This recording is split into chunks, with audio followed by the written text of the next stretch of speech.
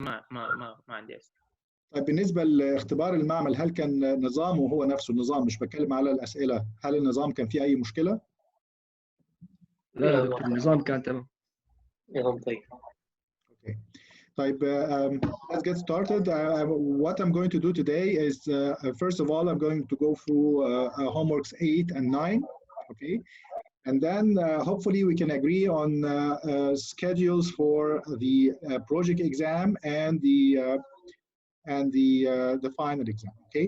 For the project exam, it's going to be exactly the same system as the lab exam. So basically, it's going to be 15 minutes. The number of questions will be exactly the same, 12 questions. Did you have any problems with the time in the lab exam? Was there any problem in finishing in time? I think the time was very much sufficient, right? For the lab exam. Yes, I think so. Times it's okay. Okay. So basically, the project exam will be exactly the same style, the same everything, and the same time, the same number of questions. And hopefully, it should be also very much as easy as the lab exam. For the final exam, I need you to agree on, first of all, whether you want to have an exam worth 20% before the end of Sha'ban, and another one worth another 20% during Ramadan, or you want to have one exam worth 30% before Ramadan.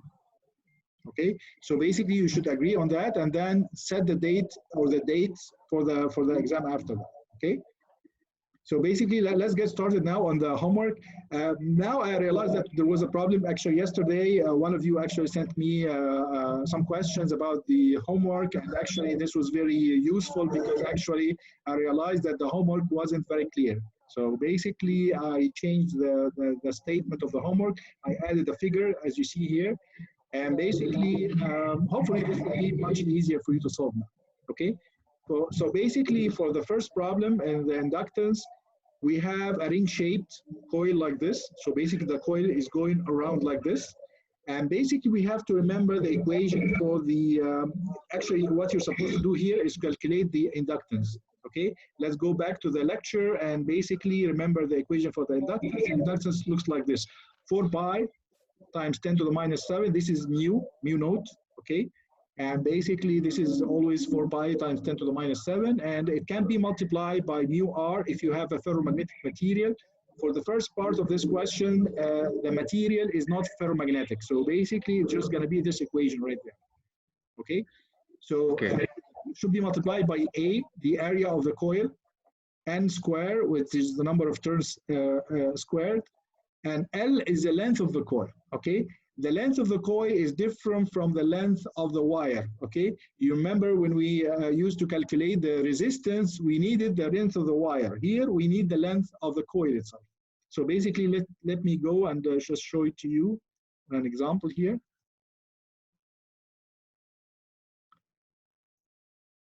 So basically, even if you have a coil that looks like this, okay? Okay? Basically, the cross-sectional area is this. This is A. And basically, the length of the coil is this length right there. Okay, the length of the coil itself, not the length of the wire. Okay, so basically, it has to be clear that this is the case. When you have a ring coil, when you have something that is basically wound on like a toroid core, like something like looks like this, basically, the coil will be basically. Sorry, it's not going to be, okay, that's fine. So basically, if you have something that looks like this, basically, and has 2 terminals, for example, from this and this, basically, the length here will be basically the center length of this toroid, okay? So basically, what you should do here is, given the diameter of the toroid coil, basically this diameter or this radius, okay? Basically, you're going to compute the circumference of this area right there, of this length right there.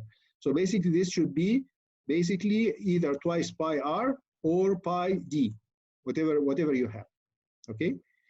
And the area will be basically the cross-sectional area of the former, the toroid core, okay? So basically this should be the area. And this should depend on the diameter of the toroid core here, okay? So if you go back and look at the things that you are given in the problem, basically here you're given that the diameter, the mean diameter of the core itself is about 200 millimeters. The diameter of the cross section of the toroid is about 20 millimeters. So basically here there is a hint that you can compute the length as pi capital D. Capital D is 200 millimeters. And the area, the cross-section area is pi d squared over 4. There was a mistake in the previous version of the homework that it was only pi d squared. Of course, you know that the area is pi r squared, and you're given here the diameter. So basically, you should divide the diameter by 2 to get the r, or you can just use this equation, pi d squared over 4. Okay. So basically here you have everything. You have the area, you have the number of turns, you have the length, you have everything. You can just plug in the equation and just get the result for the first part at least. For the first part, basically it's basically wound on a wooden core. So basically the thing that is inside here was made up of wood. And wood is of course not ferromagnetic. So basically you should just use the equation that has mu naught only. The second part, basically we change that core into a ferromagnetic core. When you do that, then you have to multiply by mu r. Mu r here is given as 600 when the current is 5 amperes. One very important question actually that one of you asked was that why we are giving the current here. As I told you before when we were talking about the characteristics of ferromagnetic material or characteristic of in general for the inductance, basically, the mu r is not linear. It's not basic. It's not a constant.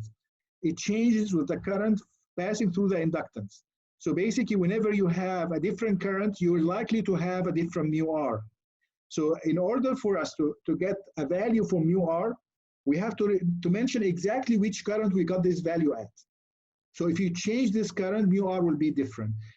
The question here asks you if basically if you're given a ferromagnetic core and you assume that the current is 5 amperes, then you multiply the 600 by the value of the inductance you got already to get the new value of the inductance after inserting the ferromagnetic core. Let's go back to the lecture here. Basically, see this equation is exactly the same as this equation. Basically, let me. Sorry. Okay, so basically it's exactly the same basically between the two. The only difference is mu r here. So whatever you got in the first part, you just multiply by mu r to get the final value of the inductance when you have a ferromagnetic core. Okay, so it's just a simple substitution. The only thing that was confusing about this problem was just where to get the area from, where to get the length from, and hopefully after I explain that now, hopefully this will be clear for you. You have any questions about that? You have any questions about how to get the area, how to get the length? No, Doctor, not clear. Okay. So this is the first problem. The second one, this should be very straightforward. This is like one of the problems that you expect to see in basically in the circuits course. You have, let me just draw it for you.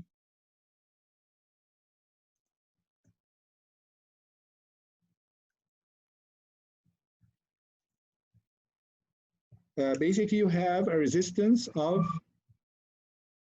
I think, 25 ohms, and you have an inductance, or basically these are the two components of the inductance, because as we said before, we cannot have pure inductance. We have to have an inductance plus a resistance for any inductance because it's made up of wire and the wire has to have a resistance. And basically this was basically connected to a 50 volt source, basically through a switch like this, okay? So basically switch that on at t equals to 0, okay? So basically the equation, as we said before, will be like, basically the current at 0 would be what? What will be the current at 0, at t equals to 0? 0. Yes, it has to be 0 because the initial current does not change instantaneously for inductances, okay? So definitely this will be 0, okay? So this is the first one. What was asked about, what was required in the first part is to compute di by dt. The rate of change, this is question number 2, the rate of change of current with respect to time at 0, okay? So we remember that the voltage is equal to L di by dt. So basically, if I wanted to get that at 0, then I want to know what the voltage will be at 0. If there is no current at 0, then basically there is no voltage drop on this resistance. So the whole voltage, the whole 50 volts will be applied here on the inductance, right? So basically we will have 50 volts will be equal to 2.5 henries times the I by dt at 0. We just compute that. Is that clear? Yes, Doctor. Okay. The second and third parts, they are talking about the basic, you have to compute the current as a function of time. And then for the part B, you need to know the current at a particular time. For part C, you want to know the time when the current reaches a certain value, okay? So let's do that. First of all, we have to get the equation. We have to write the equation for this. And actually, you can basically simply get it like, basically the final current will be 50 over 25. So it will be 2 times 1 e to the minus t over tau. And tau is equal to L over R, right? L over R, which is equal to 2.5 over 25. Is equal to 0.1. So basically tau here is 0.1. If you want to get I at 0.15 seconds, just substitute here for t here. Here equal to 0.15 seconds. And just get the value of I of t. For the third part, for part C, what you need to do is know exactly at which time the current would become 1.8 amperes. So basically this will be equal to 1 minus e to the minus t, which is unknown, over 0.1. So basically the only unknown here in this equation is t. And basically you can just compute it from this equation. Okay, so this is part B and this is part C. Yes, both of them are coming from this equation. By the way, in the final exam, I'm very unlikely to get you any of these problems. I'm not going to include the transient problems like this in the capacitors or the inductors, because basically they are part of the circuits. So basically, you're not going to see any problems like this. I think the problems that you already solved in the homework should be enough assessment for these parts. So basically, this kind of problems will not be included in the final exam. Okay? Okay. Doctor, I have Yes. a question. Sure. If in part B, I didn't use the same method that you used, but I got the same result. Is it okay? What did you do? I got the final in the way of the way that we learn it in circuit. We get the final current. We get the final value of the current and put it in the equation, and we got the same equation. Yes, this is exactly what I did here. I just skipped the steps where I do that. Basically, I do that. So basically, this is here. This is the final current, basically. Okay. And basically, I use exactly the same problem, but the same equation. But actually, it has to end up like this. The final equation, after you use any method, has to end up as a function of time looking like this. I'm not sure if you had the same equation after you basically join things together or what. Yes, I had the same the final result, but I didn't use the same method, so I was wondering. But it's okay now. That's fine. That's fine. Okay. Any other questions about this problem? No. All clear. Okay. For the last one, let's go back. Basically, we have two inductances, A and B, with self-inductances 20 and 10 millihenries respectively. And we have a mutual inductance of 5 millihenries. The currents through A and B are 0.5 and 2 respectively. You need to calculate the two possible values of the energy stored in the magnetic field and the coupling coefficient.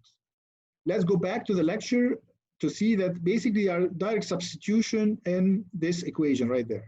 Can you see this equation? This equation right there.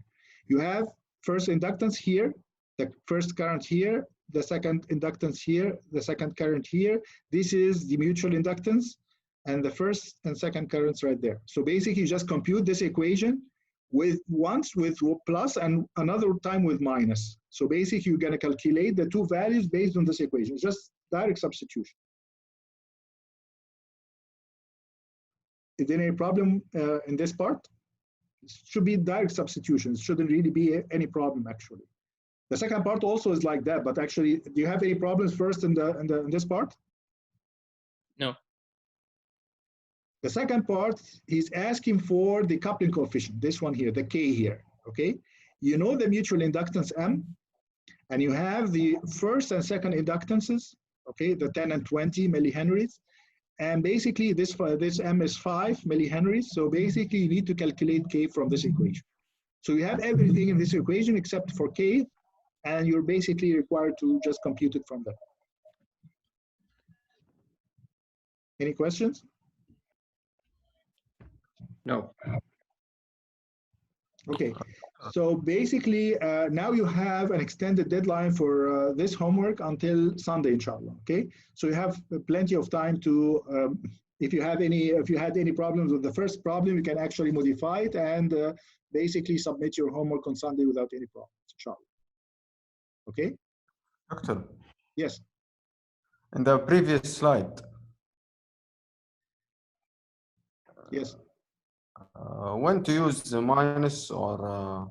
Actually, because basically it depends on the directions of the currents. Basically, if you have both of them going in the same direction like this here, that's the condition here like this, then they will be added together because the magnetic fields that they generate in the core will basically add together.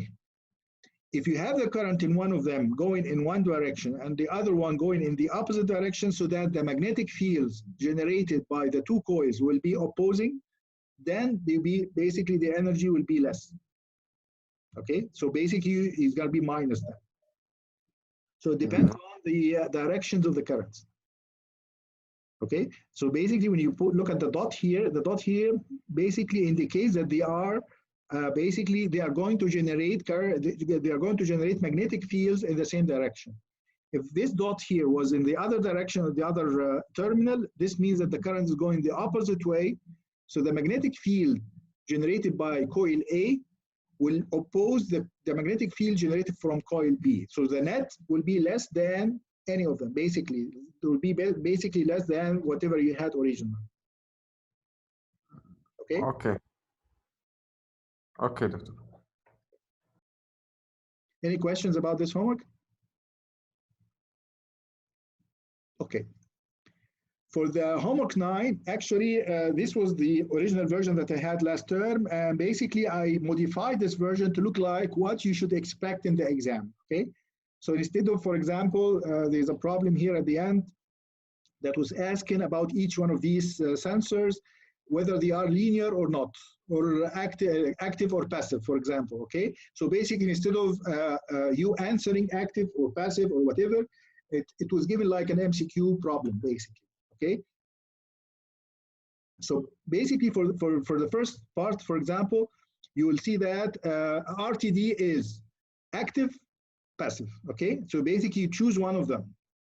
Okay, so this is the way it will be actually in the homework that you will see. But actually now we're gonna just review the problem, and basically the way you're gonna solve it, it's gonna be much easier actually because it's just gonna be clicking options rather than writing them yourself.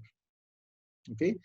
For the first problem here, you have two measurement devices. In this case, you shouldn't worry about what the measurement devices are used for here. I said that they are blood glucose measurement devices, but actually you can consider them any measurement device. Measure anything. You don't really care about what these devices measure, okay? And basically, the devices were used to take several measurements for each device. So basically, you had 3 measurements for the first device and 3 measurements for the second device. Okay, can you see the problems? Can you see the homework? Yes. Okay, so basically these three readings are for the same patient as these 3 readings, or basically you're measuring the same thing in all of them. Okay, the correct value is 140. So basically the true value of the measure end, the thing that you're trying to measure, is 140.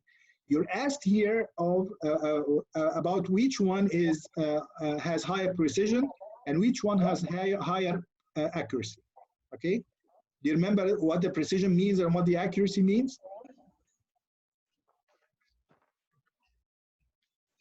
Remember here, the accuracy is if you take the mean of all of them and compare it to the reference value or the true value, the closest one to the reference value will be the more accurate one. Okay? For the precision, you don't really care about where you are from the reference value. So basically, you can determine the precision without even knowing what the true value is. The precision is basically the variance or the standard deviation or basically the spread of the values, the range of values that you got is basically proportional to the precision. So basically, if I look at the values that I have here, we have 133, 151, 142. What is the range of these values? What is the range? The range is which one is the smallest one? 133, right? Which one is the largest? This is 151. This is the largest, right? What is the range? You know, the range of values is from 133 to 151. So what is that? It's about what? 18? 18, right? So this is 18. The values or the range, the precision, basically, the spread of values around the center value, around the mean, is 18. For the second one here, the smallest one is 121. The largest one is 157. The range is what? 36. 36. Okay. So which one has a better precision? Device 1. Yes, right. Device 1. That's true. In order for you to determine the accuracy, you must have the true value, okay? Otherwise, you're not going to be able to do that. For the accuracy, what you need to do is compute the mean of these 3 values and the mean for these 3 values, and basically, subtract these values from 140, okay? Let me give you an example. Just make sure that you understand what to do there. For example, the mean for the first set of measurements for device 1, the mean was like 142. And for device 2, the mean was 139. And basically, the true value is 140. Which one has higher accuracy? Device 2. Device 2. Why? Basically, the difference is here is -1. The difference here is +2. You don't really care about the plus minus. Basically, we don't really care about the plus or minus. We need to get the closest. So if it's lower, but actually closer to the true value, then this will be actually the better one. The one that has the higher accuracy, okay?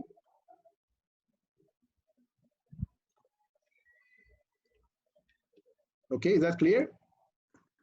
Yes. Okay. So this is the first problem. You should expect to have a problem like this in the final exam, by the way, okay? Sometimes it can come like this, and sometimes it can come in the same exact format like this, okay? If you have a situation like this, if you have a figure like this, what would you do? You basically measure from the first one to the last one, basically.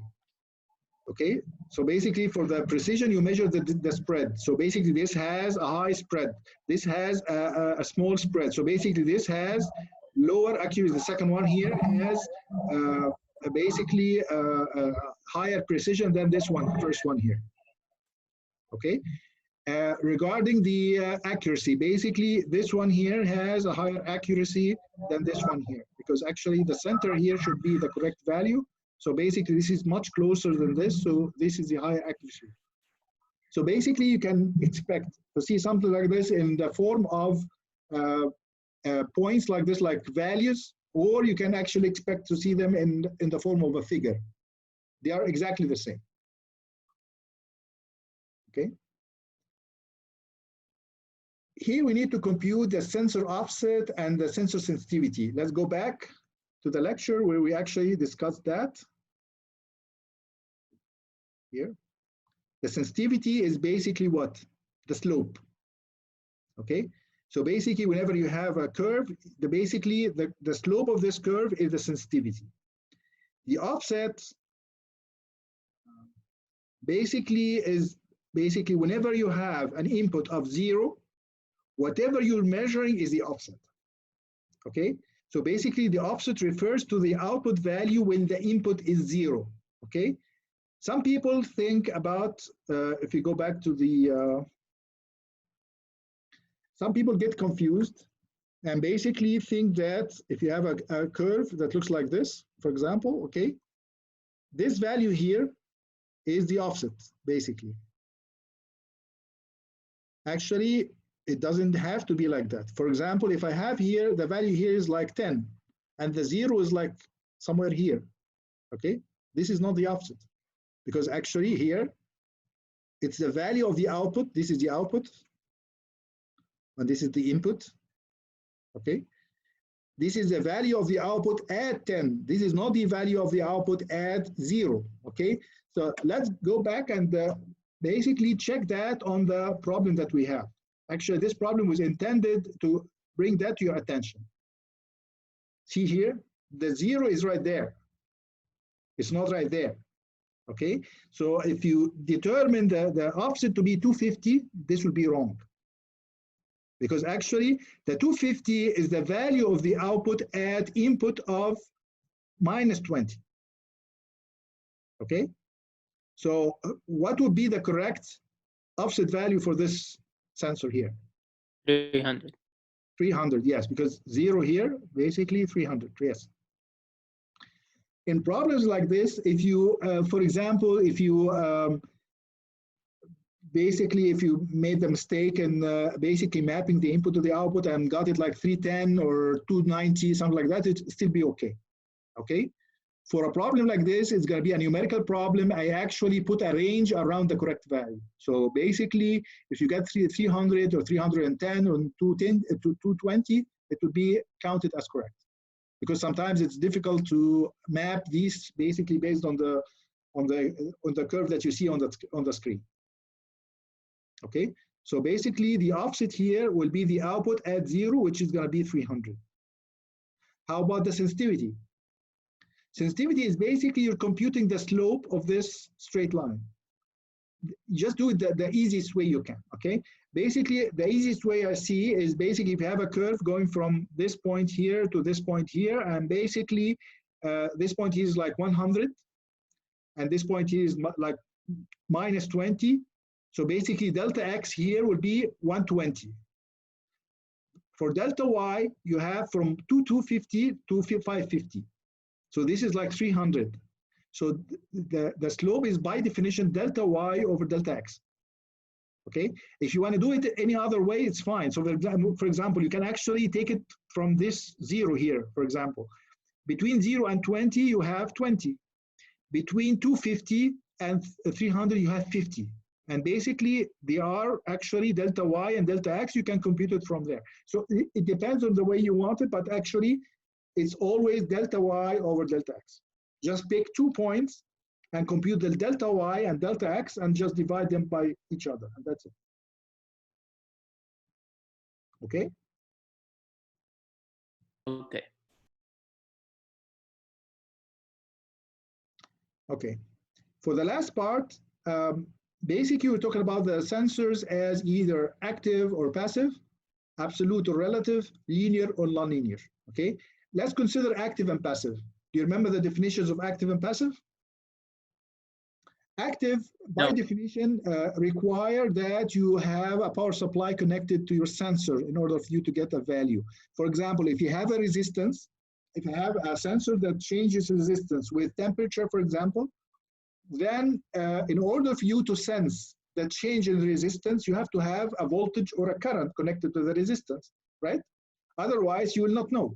If you have a resistance in your hand, you don't know what the value is. You have no way of knowing the resistance unless you actually pass a current or apply a voltage and measure the current, okay? So basically for passive sensors, on the other hand, they directly generate a voltage or a current proportional to the measurement, okay? So for the resistive strain gauge, remember the resistive strain gauge? All these sensors actually were among the examples that we gave in the lecture. So the resistive strain gauge changes resistance with strain. So would it be active or passive?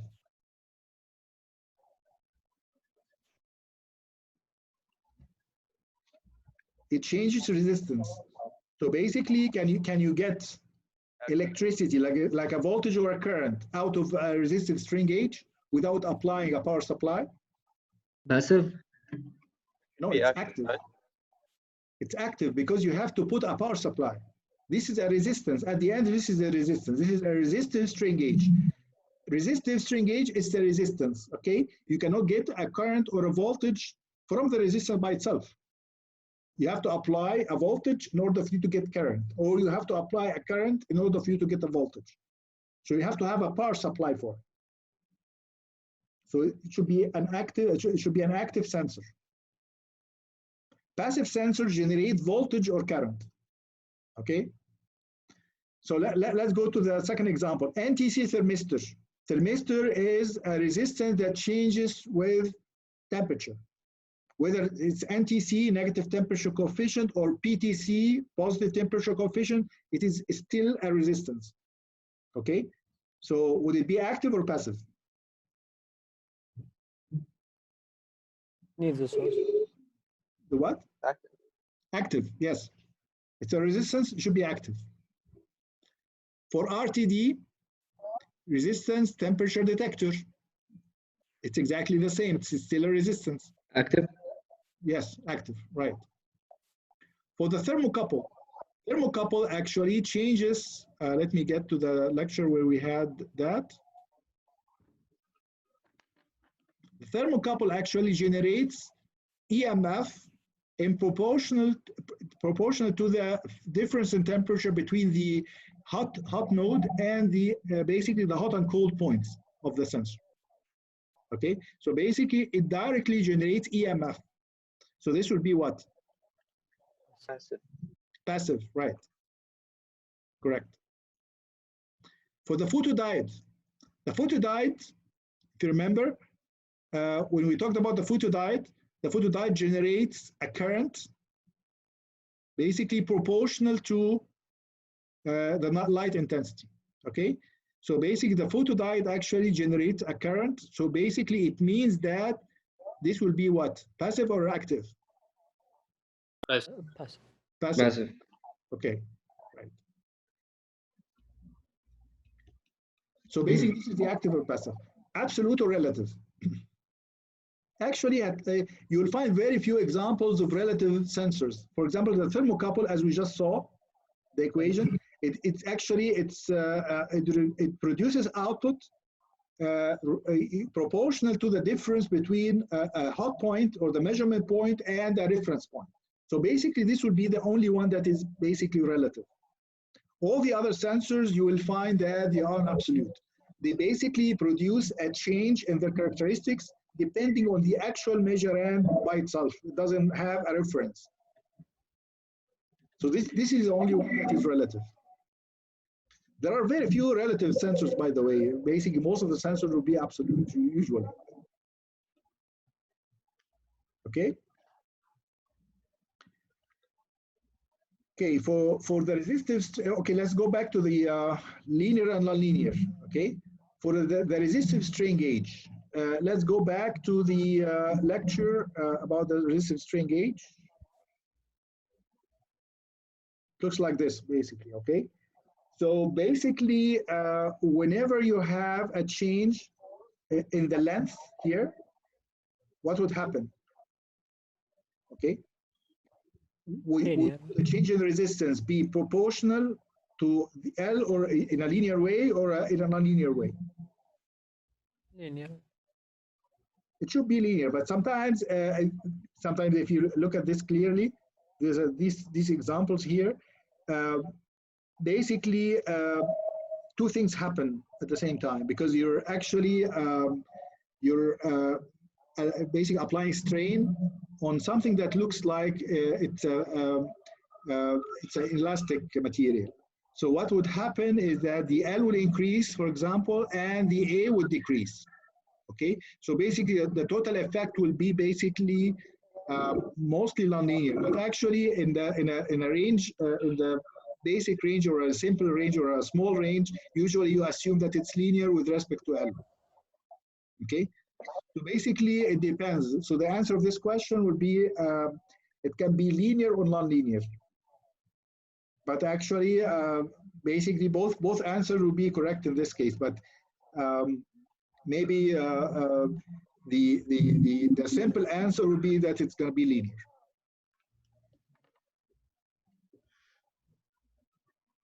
Sometimes you consider that the change in the area will be insignificant with respect to the change in L. And basically L is what you're actually measuring. Okay, so basically you can basically determine the changes in L basically based on the changes in the area.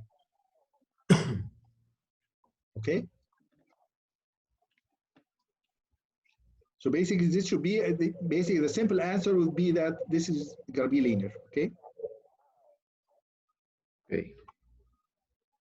for the NTC thermistor, we have actually the curve. Looks like this. Would that be a linear curve? No. How about the PTC thermistor? This is the PTC thermistor. Would it be linear? No, No, No. not linear. How about the RTD?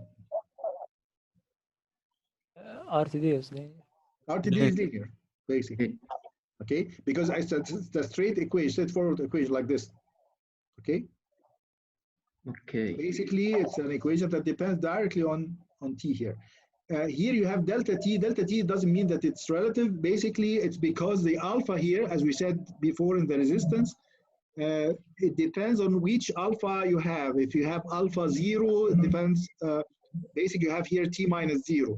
If you have alpha 20, then you have delta T equal to T minus 20. But actually, it depends on the alpha value.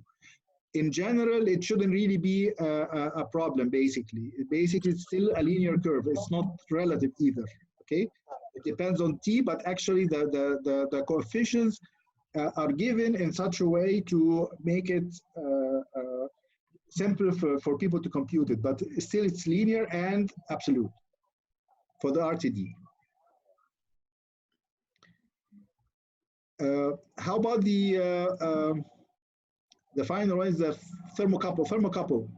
Thermocouple is actually going to be very linear also, because basically, as you see here, the relationship between the voltage output and the temperature is very linear. Okay, it's relative, but actual relative doesn't mean that it's nonlinear. The relative will change the offset based on the temperature of the reference point. But basically, it's still going to be linear with respect to T2, the measured value of T2, or the measured value of T2. Okay? This will be basically linear. The thermocouple will be linear. The photodiode, by definition, if you know the diode characteristics, would you consider the diode characteristics to be linear? Usually they are not. But it depends also on the range that you're talking about, the range of light intensities. If you have a wide range of light intensities, then basically, usually, if you have a very small range, it's going to be considered linear. If you have a very large range, it's going to be considered nonlinear. Okay? Okay? You have any questions about that? Clear, doctor. Okay. So this is it for the homework, the second homework, the homework 9, the final one. This shouldn't be a problem. Basically, you find like this homework, you're gonna find much more problems. Actually, it's gonna be like 19 problems. But actually, because basically I took this problem, for example, and made it like, for example, for the first one, if it's linear or nonlinear, this is one equation, one question. If it's active or passive, this is another question. If it's absolute or relative, this is the third question. So for each one of these is basically going to be like 3 questions. So basically, you're going to find more problems, but actually they are exactly the same as the ones that we're talking about. It shouldn't be a problem, inshallah, to solve it. Now I want to talk about the, have you agreed, since at least we have about 60 people, have you agreed on what you want to do regarding the project exam and the final exam? Yes, I think we decided for the project exam, we want to put it on the 12th of April. 12th, that would be Sunday. Sunday. Next Sunday? No, Sunday. It's the next Sunday, or the coming Sunday. Will you be able to finish the project? And basically, I remember the deadline was the 11th, right? For the project, right? Yes, it's 11th. Will you be able to finish the project and be ready for the exam a day after? I think so. Yeah. Okay, it's up to you. I'm fine with that. But if you want to make it on Tuesday or something like that, it would be still fine. If you want to make it on Tuesday on the same time as last time, like at 5, it would be fine with me. If you want to have it on Sunday 12th, that's fine also. As of right now, let's just keep it on Sunday, and then we will. Because we don't have much time actually, because basically the next lecture will be basically the next day will be on Sunday. Basically, we're Thursday now, so basically we can send it what we agree upon now will be basically what's going to happen. Not going to be maybe my الاثنين يا دكتور. الاثنين. ايوه. It's fine with me. Any day it's fine with me. But have you agreed on that? دكتور لأنه عندنا ميجر الاثنين ف. How about if we make it Tuesday after you major? Like exactly like the same time as the last lab exam. Tuesday at 5. Okay. How about that? Okay. 15-minute exam. Okay. Yeah. Would that be okay? تمام. Yes. Okay for me. Okay, so basically it's going to be also on Tuesday, next Tuesday, 14th, starting at 5, and it's basically 15 minutes. It's basically 12 questions, exactly the same amount of time you need it for the lab exam, basically. Okay. If you have any problems with any of the questions, like the first question that we had at the beginning of this lecture, I'm going to go over it and basically make sure that if it can be basically mistaken or it can be confusing, or if I see that your point of view is correct, I will add the question marks to everybody. For those of you who, there were actually several people who got 12 out of 12. So basically, if I add the points of this question, you will get an extra mark. So basically, you're going to get an over mark, basically. It can be used in any other, missing things that you had in the other parts of the course. Doctor? Yes. Is it possible to go over the research questions just briefly and like explain some of them? No problem.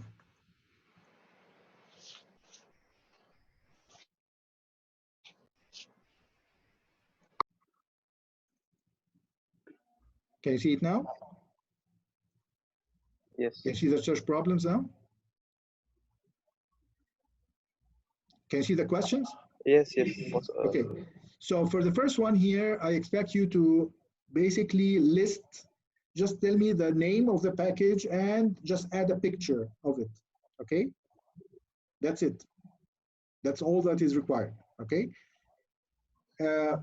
For the second one, you need a practical code for resistor values. This is very much what we had in the resistor lecture. And basically, just put it for yourself. Basically, put it the way you understand it. Okay. Please prepare this report as if you're preparing it for yourself, so that when you look up something in it, like a few years from now, you can actually get the information the way you understand it. Okay. So basically, put the practical codes for the resistor values, like the color codes, the numeric code that we saw for the surface-mounted components. These kinds of things just listed here. Okay, list them here in this part. Okay. There are some unusual codes, by the way. Sometimes they have very specialized codes for very specialized components. We don't really need to worry about that. Just give me the general form, the most common codes that people use.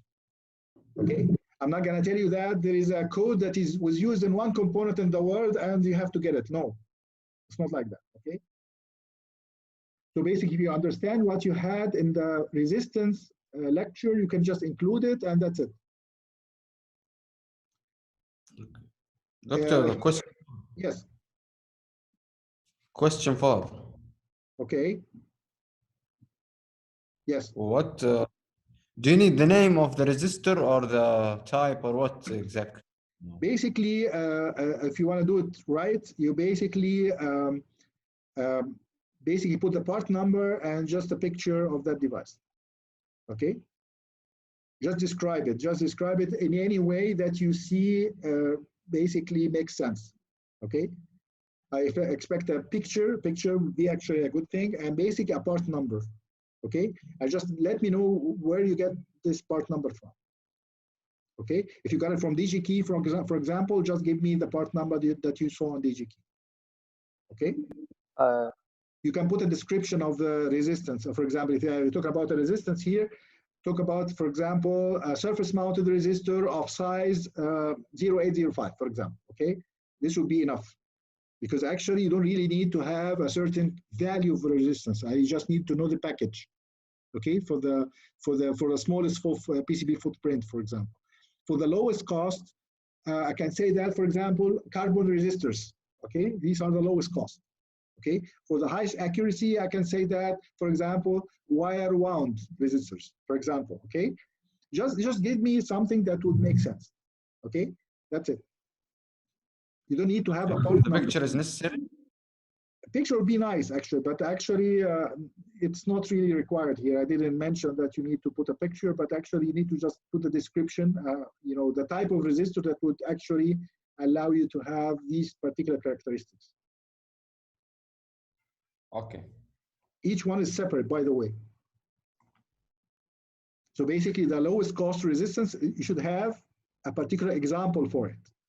High accuracy, another example. So you need to have 4 examples here for each one of them, not all of them together, okay? By the way, if you look at these, basically, the accuracy and the cost will be contradicting. And the power rating and the small PCB footprint will be contradicting. So basically, you'll never find a component that will actually satisfy all of them together. So you need to get a component that satisfies this, another one that satisfies this, another one that satisfies this, and so on. Doctor? Yes. For low cost, some resistors, some of the surface-mounted resistors, that come as a small PCB footprint as well. So should we consider them as low cost? No, that's fine. That's why, yeah, that's fine. If it happens that they are actually one resistance that satisfies 2 of them, that's fine. You can put it there and there. Basically, there is no condition that you have to have different resistors for each one of them. One of them can be actually satisfying basically one and the second. Basically, it can be put here, the same resistance here, and the same resistance here. It can be like that.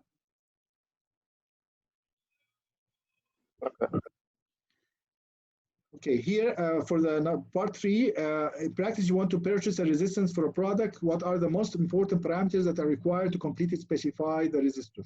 You should mention here at least 3. You can put as many as you want, but usually you need to worry about, for example, the value, the package, the power rating, things of that sort, the tolerance, things of that sort. Just mention 3 at least. Okay? You don't really have to define the characteristic, the specifications. Just write the terminology and that's it. So when I talk about the tolerance, that's it. Tolerance is just one of the 3. Okay?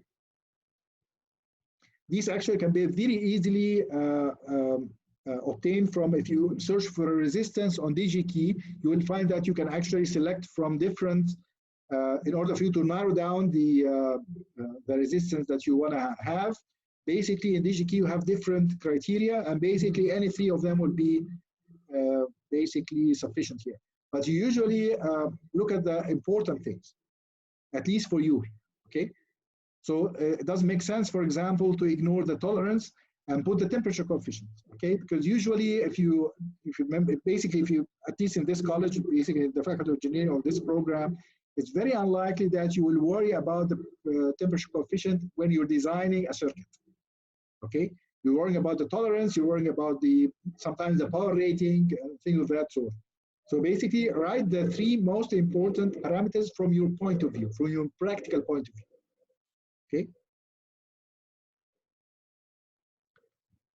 Okay. Here you're talking about 2 examples of different types of variable resistors and their specifications. Okay, basic and practical applications. We talk about variable resistors. We have different types of variable resistors. Just put 2 types, okay, 2 examples, and that's it. And basically mention the differences. There are several ways of having variable resistors. Basically, sometimes we talked about sliders. We talked about rotary encoders or rotary variable resistors that has knobs like the volume knob or something like that. And we mentioned that the variation of the resistance can be linear or logarithmic or anti-logarithmic or inverse logarithmic. This can be also one of the parameters. Maybe the power rating can also be some kind of a different specification. We talked about also about the potentiometer and the rheostat. Okay, these are also different types.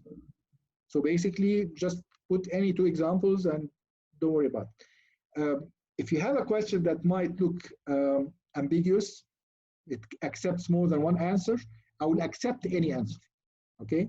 So basically, when I put the question as a general question, I'm not asking you to give me a very specific answer, okay? I just basically want you to search for it, and the search process will actually be what I want you to do, okay? So searching for this kind of question and getting an answer is exactly basically what gets you the full mark in this question. So any answer that makes sense would actually be accepted in this kind of question.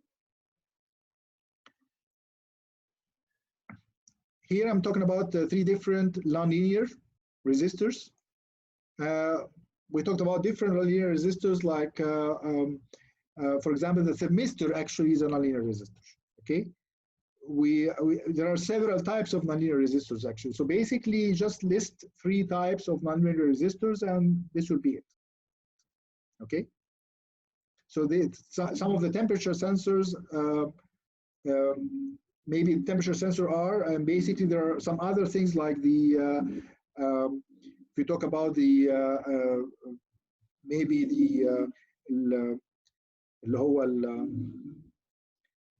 light dependent resistors, for example, they will be nonlinear also, okay, because basically they change basically with the amount of light, for example, in a nonlinear fashion, okay.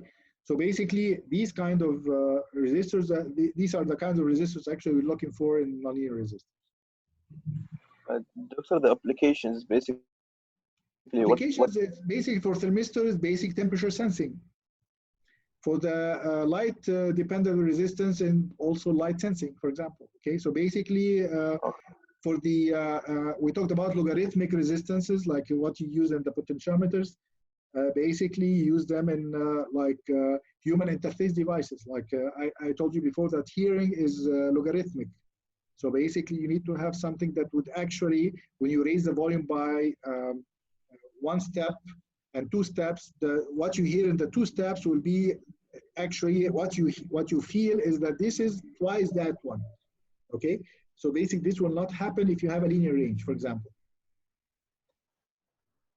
So just look for nonlinear resistors, and basically if you search for these nonlinear resistors, just write Thermistor, for example, on Google, and you will find that the application right away. Okay.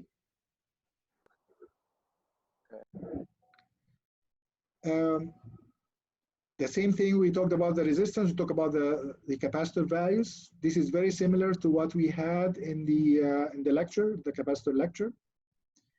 And also here, basically the specifications for capacitors. And basically, imagine that you're ordering a capacitor. Basically, you would worry about the value, the tolerance, the polarity, the maximum voltage, things of that sort. So basically, list at least 3 here. And the same thing we talked about, these components here. I'm sure that you will not be able to get exactly the lowest cost capacitor or the lowest cost resistance. I just want you to basically at least familiarize yourself with the different technologies and which ones are lower cost than which. Okay, that's it. Okay, so basically here I just want to see things that make sense. Okay. Here we talked about, in the lecture we talked about 2 different types of variable capacitors. One was mechanical, one was electronic, and basically you mentioned their applications. Basically, I don't think they are different, but actually usually they have very similar applications actually, but basically you can have the same application for both, but actually just search and give me whatever you found. Here you have something that we didn't cover in the lecture, a practical code for inductor values. You will find the code, but since the inductors are not really very widely used components, they are not like resistors, definitely. They are definitely not like capacitors. So basically you will find code that are not basically very widely used either. So just give me whatever you find there. Just search exactly the same way you search for the capacitor or the resistor codes, and just give me whatever you find in the inductor values. Here we talk about 2 different practical examples of inductors. If you just search by practical examples or applications of inductors, you will find so many applications. Just mention at least 2. Okay. If you want to ask me about this, I will tell you that inductors used to be used in filters. They are not signal filters like low pass and high pass, things of that sort. Now they are not used in filters mostly. They are used mostly in tuning circuits.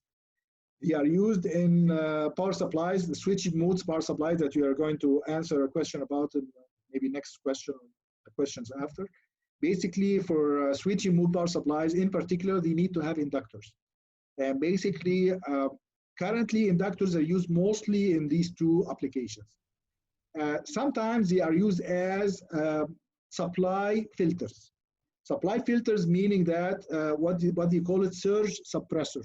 Surge suppressors sometimes, at least in some cases when people have lightning, something like that, when lightning hits a power line, sometimes there is a surge in the power level. So basically, instead of getting 220, you get a pulse or an impulse added to the power supply of like 200, 300 volts.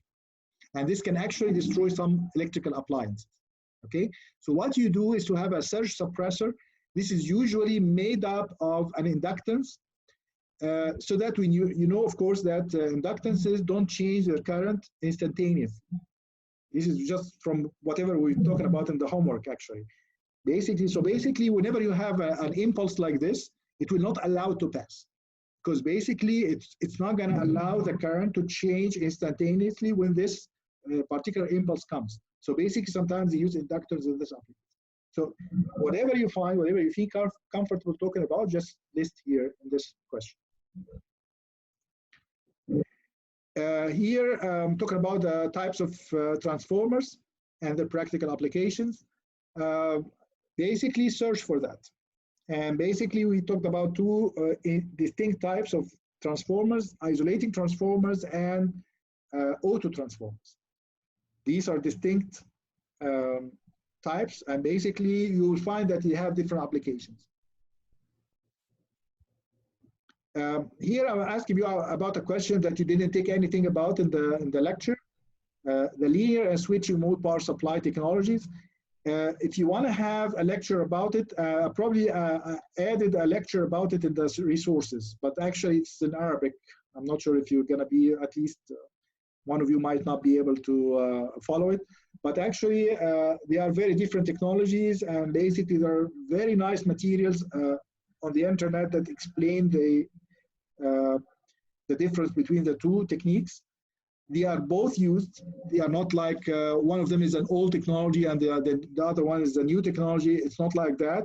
The linear is used whenever you have an application that needs very pure power source, basically without any noise. Switching mode basically generates, it's a very efficient, first of all, much more efficient than the linear power supplies. And that's why this is a technology used for computers, for example. Whenever you have a desktop computer, you can get a very small box, power supply box of maybe 300 or 400 watts, okay? If you want to have, if you ever try to design a linear power supply, you're going to have a transformer, some other components to filter the rectified version of the AC, and basically you will end up with a very large circuit for a supply of 1 ampere or something like that. If you have 5 volts, you are going to have 5 volts and 1 ampere, 2 amperes maximum. Okay, so basically the size of linear power supplies are really large. Their efficiency is not very good because most of the at least a large percentage actually goes to heat. But actually, it's much more uniform, much less noise, basically included in that output. So basically, you will find several basic differences between the two. I want you to read it because actually, it's very nice to learn how to get the information from the internet. So basically, this is a part of teaching yourself how to self-learn something. Okay. So basically, just try your best here and don't worry about, how it will be graded. The last question is about the form when you get the components.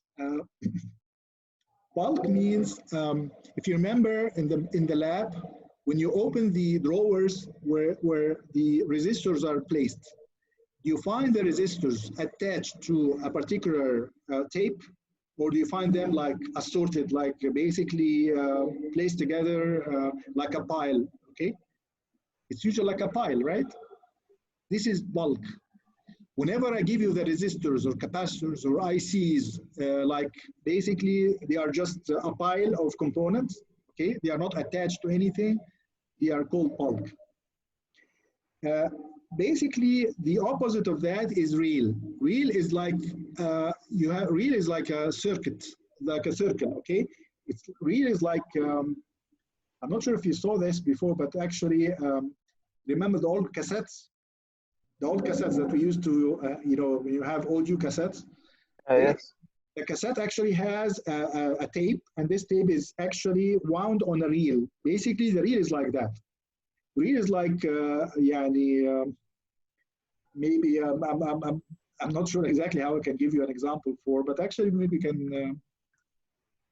If you look for it, if you look like reel or cut tape or bulk, you will find pictures on the internet that shows you how they look like.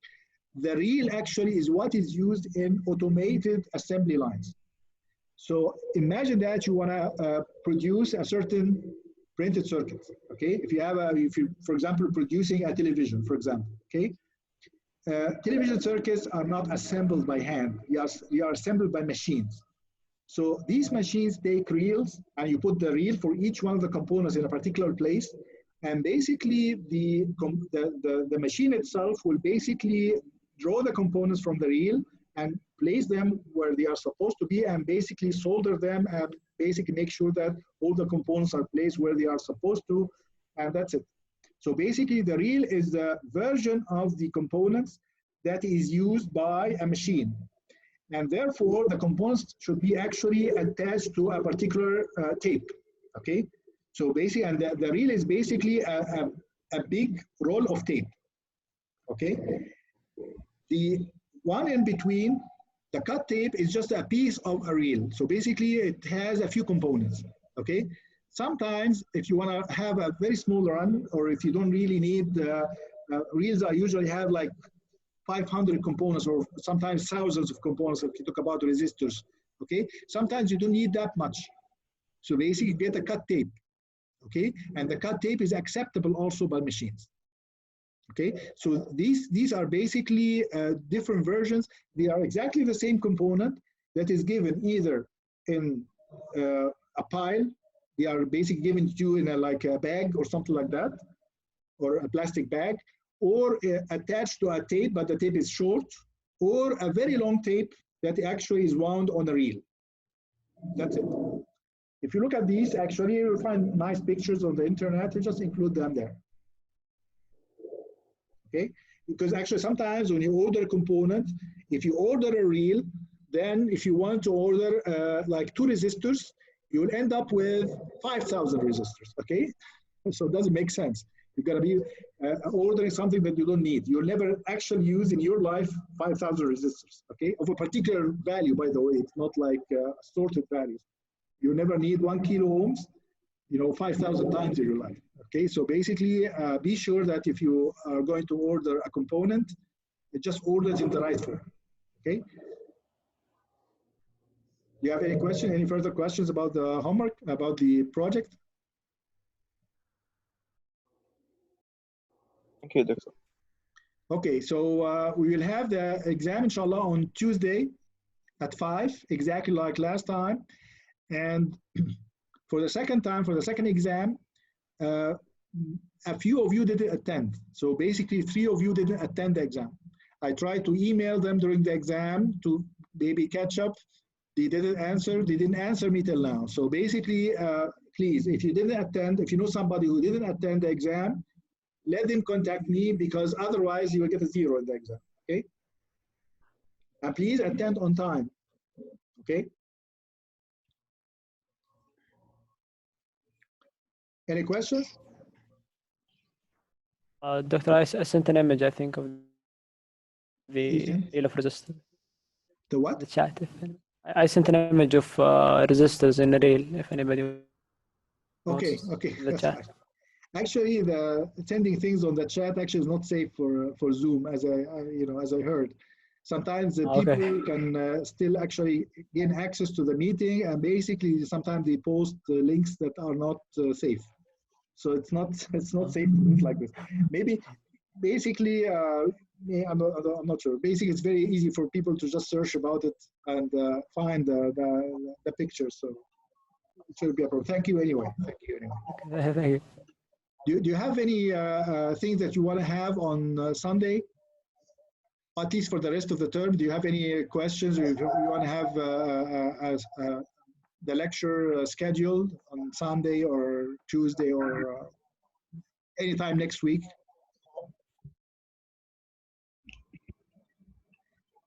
So basically, if you don't have any question, if you don't have any particular things to discuss, then basically what you need to do, if you have any questions, just contact me. And you can contact me by yourself or with a group of your students, your colleagues, or something like that, and schedule a meeting with me, and I will schedule it on Zoom. And basically, it can be any time, regardless. It doesn't have to be in the exact time of the exam, of the lecture. Okay, so we will not gonna have any further lectures.